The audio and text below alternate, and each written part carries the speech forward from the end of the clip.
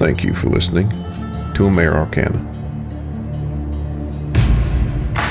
Tales of mystery, strange creatures, and folk magic. From right here in America.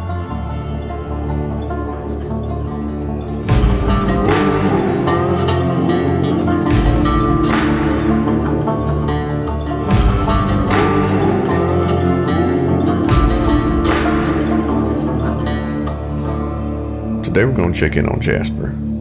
Seems like something is out of order. Jasper leaned back on the bench out front of Molly's general store. She had run off to tend to something, and as was normally the case, Jasper just so happened to be passing by when someone needed something tended to. Molly had told Jasper she would only be gone for an hour or so, and if Jasper watched the general store for that time, she would let him have a free meal. As Jasper was a man of meager means, the prospect of a free meal was all he needed to agree. The sun was setting, and the shade cast out front of Molly's shop was nice and cool, and Jasper smiled as he tuned his banjo. It was turning out to be a real nice evening, he thought. That's when he saw the Packard Twin 6 coming up the road. Oh, well, Jasper thought.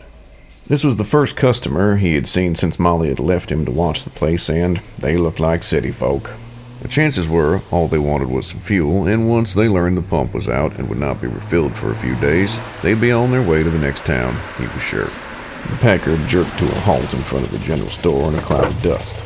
Two men piled out with a third limping behind them. They wore dark suits and carried those Thompson guns that fellows of a less than reputable line of work often favored.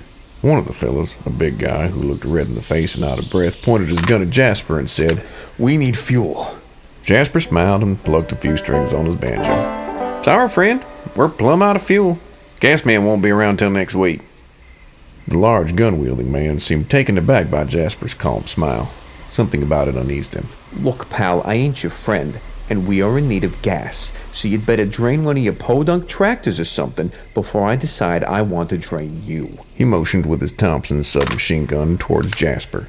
Jasper smiled and plucked another string on his banjo. The sound seemed to echo in the dusk light. Now that the sun had slipped behind the horizon, it was starting to get a little chilly out. "Your friend seems hurt," Jasper said, nodding to the straggler of the group as he plucked another note on his banjo. This one seemed even louder than the one before. "You need help?" Jasper asked with a smile, unfazed by the armed men in front of him. The red-faced man moved closer to Jasper. "I ain't gonna ask you again, pal," he said, and poked Jasper with the barrel of his gun. For a brief second, there was a spark of energy that crawled up the barrel of the gun like a spider made of indigo light, and it moved from the gun up the man's arm and into his chest quicker than anyone could react. The man staggered back from Jasper and dropped his gun as he grabbed at his chest. His eyes were wide and his face was flushed. He seemed to be gasping for breath. He did not make it more than 5 paces backwards before he fell flat on his back and exhaled a ragged breath. Then, he did not move anymore. The other man from the car leveled his gun at Jasper, who sat on the bench, unfazed by what was playing out before him. What did you do to him?" he demanded, his finger twitching on the trigger. "Didn't do nothing," Jasper said. "Way I see it, he's the one who poked me." Jasper smiled and plucked another string on his banjo.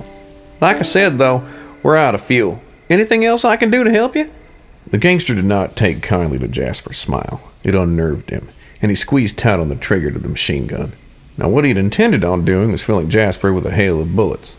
But what ended up happening was that the gun in his hand exploded, knocking the gangster to the ground.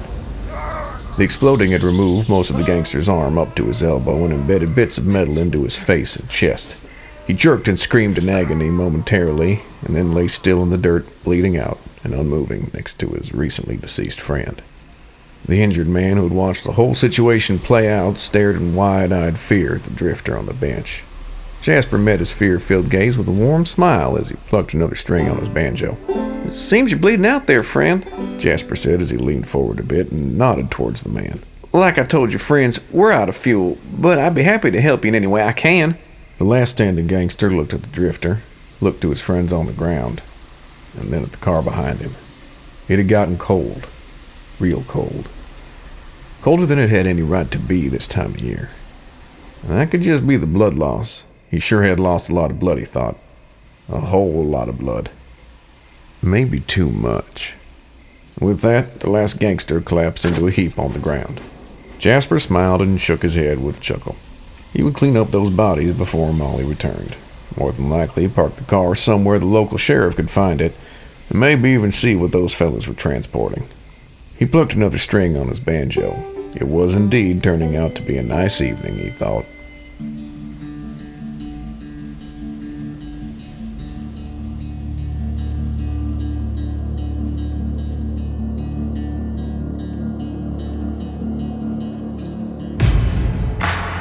I'd like to thank you once again for listening to Amera Arcana. Y'all take good care now.